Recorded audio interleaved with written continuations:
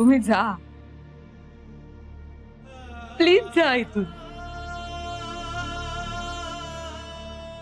आपल्या मैत्री खातर जा.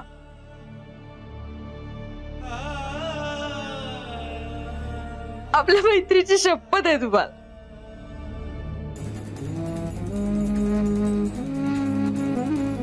दादांच्या हातून तुमचा असा अपमान झालेला नाही बघवणार मला. तुम्ही दोघेही माझी खूप जीवाभावाची माणसं आहात.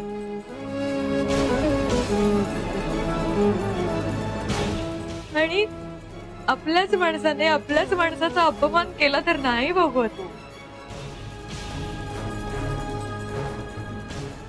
त्यापेक्षा मी तुम्हाला विनंती करते, तुम्ही प्लीज इथून निघून जा. जा निघून तुम्ही, प्लीज.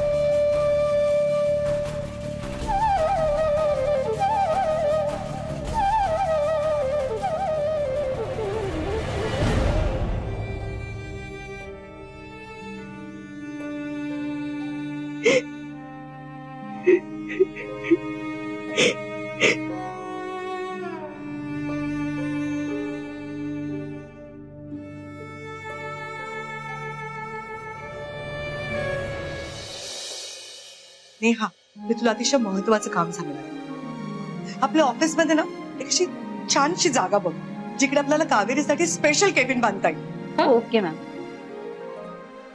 खरंच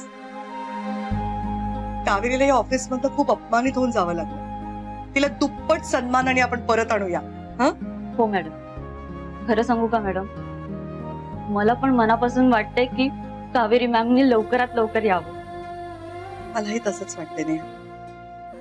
आणि हे जे मी कावेरीसाठी करतेय ते कावेरी माझी लाडकी आहे म्हणून नाही, तर कावेरी ते डिझर्व करते म्हणून. मला असं झालंय कधी एकदा माझी कावेरी परत येते, आपण तिच्यासाठी छानशी सेपरेट केबिन बांधूया.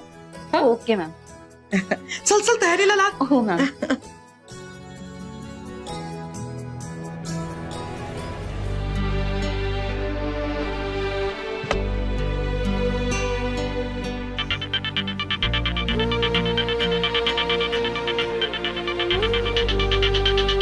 हा बोल. राज, निघालात का? निघालो, पण एकटाच निघालो. एकटाच म्हणजे? काकू येणार नाही. का? काय झालं? तात्यांनी त्यांना येऊ दिलं नाही. त्यांचं असं म्हणणं आहे की यापुढे ते काकूंना कधीच मुंबईला पाठवणार नाही. त्यामुळे काकू परत कधीच येणार नाही. तुला माहितीये हे सगळं कशामुळे झालंय? तुझ्यामुळे झालं. तुझ्या त्या खोट्या माणसांना जपण्याच्या नादात झालंय. तू कायमच खोट्या माणसांना जपत राहिलीस आणि त्या माणसांना जपण्याच्या नादात तू काकूंना गमावलेस. आज हरलीस, तू हरलीस. आज तुझ्यामुळे मी काकूंसारखी व्यक्ती माझ्या आयुष्यातून कायमची गमावली आहे. आणि यासाठी मी तुला कधीच माफ करणार नाहीये, लक्षात ठेव. यापुढे तुझा आणि माझा संबंध संपला. आता बस जपत तुझ्या त्या खोट्या माणसाने.